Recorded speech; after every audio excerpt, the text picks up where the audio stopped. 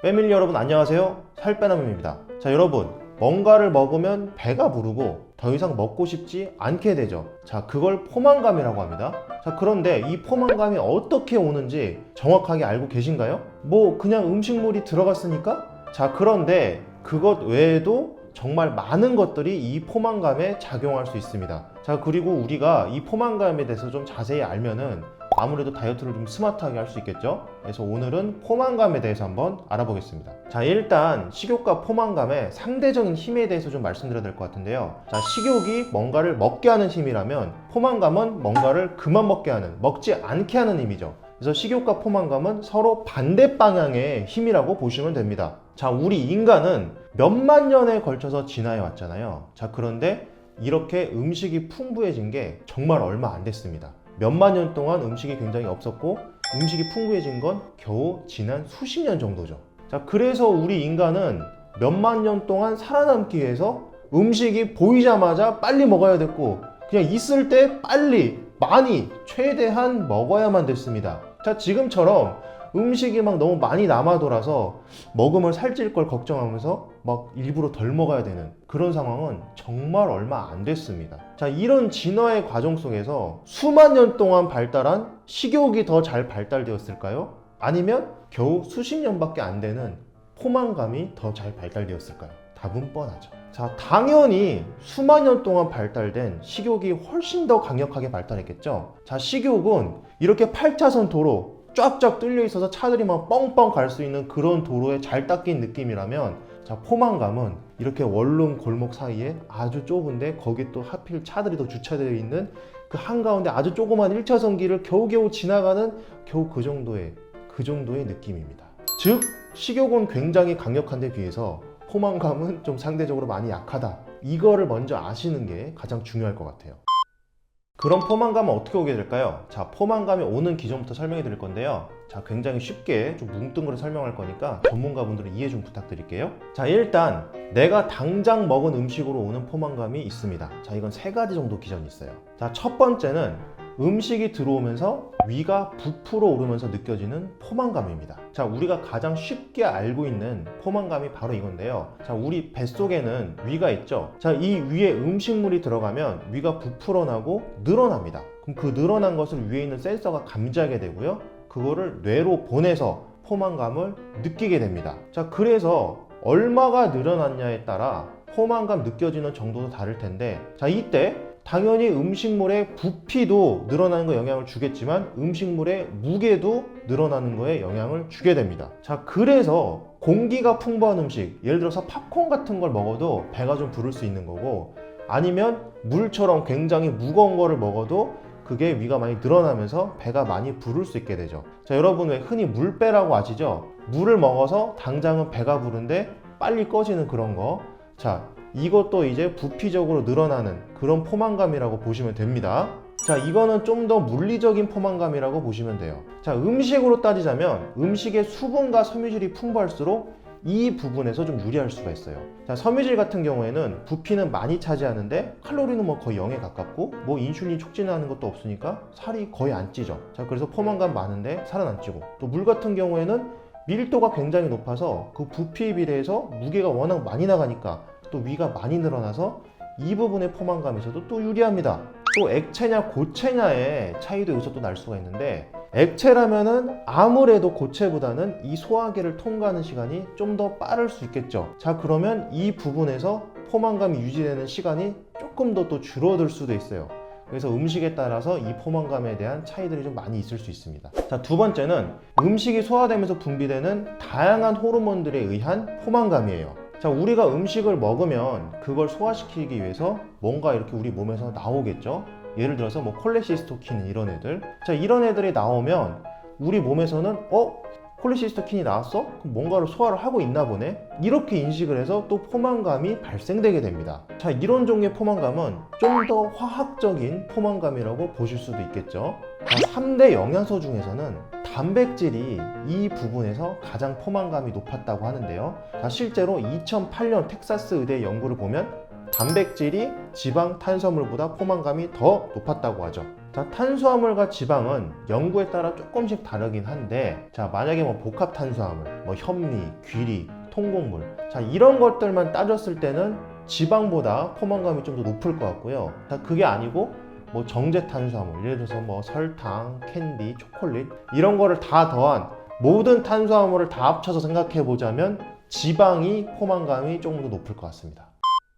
자, 세 번째는 음식의 맛, 냄새, 모양 이런 것들에 의해서 느껴지는 그런 포만감입니다. 자, 우리가 음식을 먹으면 그냥 음식이 위로 이렇게 순간이동하는 게 아니라 이렇게 씹고 맛을 느끼고 목 넘김도 있고 씹으면서 식감도 느끼고 또 눈으로 보기도 하고 또 먹으면서 냄새도 맡아지고 이걸 다 느끼잖아요. 자, 이런 식으로 심리적으로 느껴서 오는 포만감도 있습니다. 자, 예를 들어서 우리가 위장을 열고 거기다 바로 음식을 넣어버리면 이런 부분의 포만감은 없었을 텐데, 뭐 실생활에서는 당연히 다 씹어서 삼키니까 이런 부분에서 다 포만감이 느껴지죠. 그래서 어떻게 보면은 좀 심리적인 포만감에 가깝다라고도 좀 말씀을 드릴 수 있어요. 자, 이 심리적인 부분은 정말 복잡하고 다양한 요소들이 정말 많습니다. 그래서 얘네들을 뭐 하나씩 따지면 아까 말씀드린 뭐 화학적 물리적인 포만감에 비해서 좀 굉장히 약한데, 또 심리적인 것들을 다 합해서 또 뭉뚱그려 놓으면 또 무시할 수 없는 수준이 됩니다.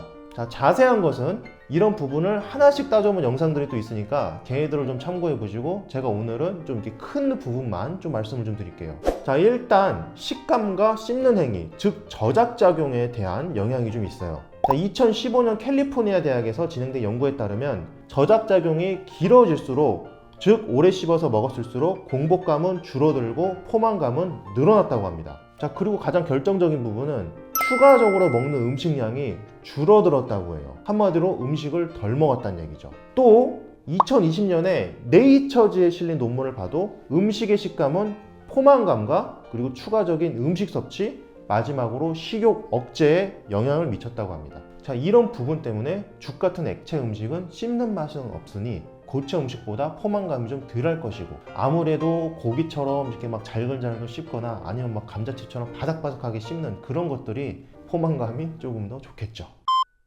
또한 음식에 집중해서 이렇게 눈으로 보면서 충분히 맛도 음미하면서 먹는 거를 집중 식사, 즉 어텐티브 이팅이라고 하는데요.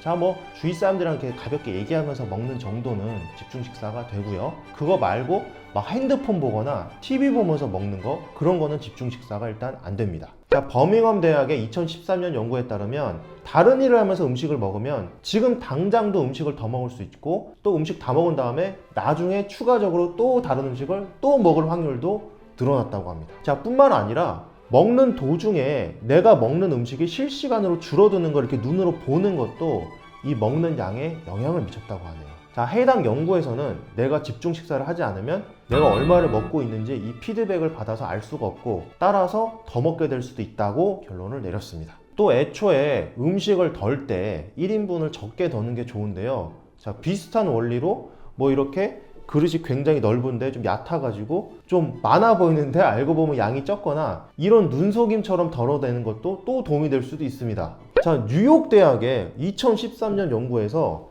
자, 똑같이 생긴 수프 그릇이 있는데 한쪽의 수프 그릇은 그냥 정상적인 거고요. 또 한쪽은 그 먹는 사람이 모르게 자꾸 저절로 차오르게 만들었어요. 먹으면 먹는 만큼 또 차오르게. 자, 그런데 놀랍게도 리필되는 쪽의 스프를 먹은 사람들이 73%, 거의 2배 가까이 스프를 더 먹었거든요. 그런데도 이게 1인분인 줄 알고 먹었기 때문에 그냥 일반적인 스프 먹은 사람이랑 포만감이 똑같았습니다. 즉 실제로는 2배의 스프를 먹었는데도 그냥 1인분만 자기 먹었으니까 1인분 정도 먹었나 보다 하는 포만감만 느꼈다는 거예요. 또한 2003년 역시 뉴욕대의 또 다른 연구를 보면은 사람들은 1인분이 주어지면 그것만큼은 다 먹는 경향이 있기 때문에 1인분이 크게 나올수록 굉장히 불리하다고 합니다. 자, 반대로 생각하면 1인분을 좀 적게 잡아서 애초에 좀 적게 덜거나 식판을 작은 거를 쓰거나 하는 게 도움이 될 수 있다는 말이죠. 자, 이외에도 조금 더 있지만 오늘은 가장 영향력이 큰 것만 몇 개 먼저 좀 말씀드렸습니다. 자, 참고로 식욕은 앞서 말씀드린 것들의 반대 현상이 일어났을 때 당연히 생길 수 있겠죠. 뭔가 먹은 지 너무 오래돼가지고 위가 비게 되면 보통 공복감이라고 하죠. 그래서 이런 공복감이 있을 때 당연히 좀 식욕이 좀 발생될 수가 있고요. 또 뭔가 이렇게 먹은 다음에 그게 분해되면서 화학물질이 나와서 포만감을 느껴야 되는데 그게 너무 오랫동안 없어도 뭐 아무것도 안 먹어서 분해되는 게 아무것도 없어서 그 그 호르몬이 너무 오랫동안 안 나와도 또 식욕이 또 느껴질 수 있고요. 자, 마지막으로 자, 정신적으로 음식 먹은 느낌이 주기적으로 좀 있어줘야 되는데 이게 너무 오랫동안 없어도 그래도 또 식욕이 느껴지게 됩니다. 자, 이런 식욕에 대한 부분은 좀 굉장히 많을 수 있으니까 다음 영상에서 좀 더 자세히 다뤄드릴게요. 자, 이제까지는 내가 먹은 음식이 바로 포만감에 어떻게 영향을 끼치는지 좀 말씀드렸고요. 자, 지금부터 말씀드린 내용은 좀 지속적인 기전으로 일어나는 그런 포만감에 대한 이야기입니다. 자, 이 부분들은 아직도 좀 연구가 진행 중인 부분들도 좀 있기 때문에 이런 부분은 좀 감안을 부탁드릴게요. 자, 첫 번째는 바로 렙틴입니다. 자, 렙틴은 그리스어로도 얇다라는 뜻을 가지고 있어요. 그래서 이 렙틴은 식욕을 억제하는 효과를 가지고 있습니다. 자, 식욕을 억제하는 힘이 크면 클수록 아무래도 포만감이 좀 더 빨리 찾아오고 식욕을 좀 상대적으로 덜 느끼게 되겠죠. 자, 그런데 이 렙틴은 바로 지방세포에서 나옵니다. 지방세포가 많을수록 이 렙틴이 많이 나오게 되고요. 따라서 식욕이 많이 억제되죠. 자, 그래서 살이 많이 찐 사람일수록 이 렙틴이 더 많이 나오게 될 거고 살이 많이 안 찐 사람, 날씬한 사람일수록 이 렙틴이 덜 나오게 되겠죠. 자, 그러면은 살이 많이 찐 사람은 렙틴이 많이 나오니까 아무래도 덜 먹게 돼서 자꾸 좀 살이 빠질 수도 있을 거고 살이 많이 없는 사람, 자꾸 좀 마른 사람은 렙틴이 안 나오니까 좀 더 먹게 돼서 살이 좀 더 찌게 되겠죠. 잘 생각해 보면은 우리 전 세계 인구를 다 보면은 마른 사람과 좀 살이 많이 찐 사람보다는 평균 중간에 있는 사람들의 숫자가 제일 많잖아요. 그래서 이 렙틴이라는 게 있음으로 해서 사실 이 평균이 좀 유지된다,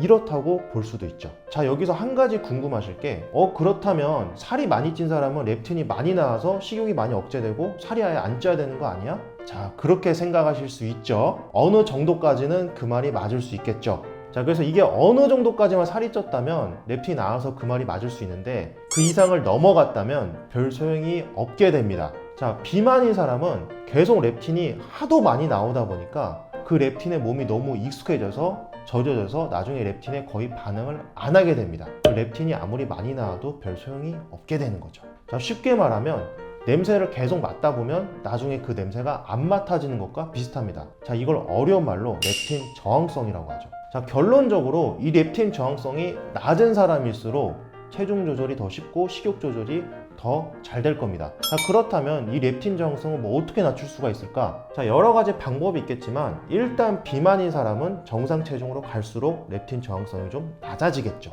또한 규칙적인 수면과 생활 습관이 좀 굉장히 중요할 수 있는데요. 2017년 노벨 의학상을 탄 생체시계 연구에 따르면 우리 뇌 송가선에는 시계가 들어가고 있고 우리 몸의 모든 작용들은 다 이 시계에 따라서 돌아가게 되어 있습니다.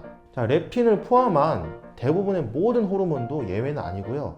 다 이 생체시계를 따라서 돌아가기 때문에 따라서 이 생체시계에 맞춰서 정상적으로 규칙적인 생활을 해줘야 호르몬들도 원래대로 정상적으로 돌아가게 됩니다. 자, 수면과는 도대체 무슨 연관이 있는 걸까? 인간은 밤에는 잠을 자고 있어야지 뭔가를 먹고 있으면 안 되죠. 자, 왜냐? 뭔가를 먹고 있으면 일단 먹고 있는 행위 자체를 하고 있으니까 잠을 못 잘 뿐더러 그리고 잠을 자야 되는데 뭔가를 먹으면 위장이 계속 움직이니까 깊은 잠을 못 자게 되니까요. 자, 그래서 자는 동안은 식욕을 억제하는 렙틴 호르몬이 나와서 배가 좀 안 고프게 돼줘야 되는데요. 그런데 잠을 제대로 못 자면 식욕을 억제하는 호르몬인 렙틴 호르몬은 안 나오게 되고요. 반대로 식욕을 조장해서 더 먹게 하는 그렐린 호르몬은 더 많이 나와서 결국 식욕이 늘어날 수도 있어요. 자, 두 번째는 단백질 지렛대입니다. 자, 2005년 옥스포드 대학에서 나온 단백질 지렛대 논문에 따르면 단백질을 얼마나 먹느냐에 따라 생물의 행동 자체가 변할 수 있다고 합니다. 자, 예를 들어서 단백질이 부족하면 과일파리는 번식을 아예 그만두고 귀뚜라미는 동족을 잡아먹는다고 해요. 자, 어떤 생물이든 일정량의 단백질을 항상 먹어줘야 되는데 자, 그 필요량이 충족되지 못한 경우 행동에 변화가 일어날 수 있다는 거죠. 자, 인간의 경우에는 어떻게 되냐? 자, 인간의 경우에는 자, 이 필요 단백질 양이 충족되지 않으면 그게 충족될 때까지 계속 먹게 된다고 합니다. 자, 그런데 생각해 보시면 음식이라는 게 단백질로만 이루어지는 게 아니라 뭐 이렇게 탄수화물, 지방들 다 같이 들어가 있잖아요. 자, 그런데 그 단백질이 채워질 때까지 음식물을 계속 먹다 보면 이 단백질 외에 탄수화물하고 지방도 다 같이 계속 먹게 되겠죠. 자, 뭐 빵, 과자, 아이스크림, 음료수, 떡 등 이렇게 단백질은 좀 부족하고 지방, 탄수화물 많은 음식은 먹어도 더 땡기고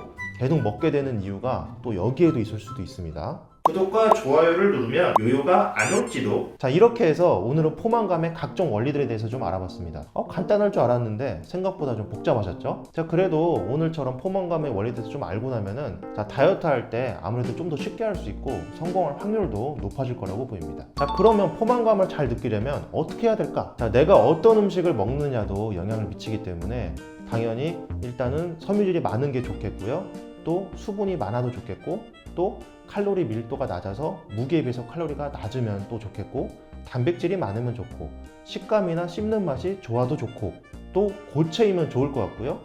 그리고 내가 어떻게 먹느냐도 또 중요하기 때문에 밥을 먹을 때는 이렇게 집중하면서 먹는 게 중요하다고 할 수 있습니다. 또 평상시에는 규칙적인 생활도 하고 잠도 잘 자고 해서 좀 이렇게 다이어트도 잘 되고 오랫동안 유지할 수 있는 그런 몸을 만드시면 좋을 것 같고요. 또 단백질 같은 경우에는 평균 1일 권장 섭취량 25% 이상은 꼭 채워주시고, 또 상한선인 35%까지도 늘려서 드셔도 좀 좋을 것 같다 라는 말씀을 좀 드릴게요. 열심히 공부하면서 다이어트에 노력하시는 여러분들이 정말 자랑스럽습니다. 이상 여러분의 다이어트 가이드 살빼남 그리고 브로콜리였습니다. 감사합니다.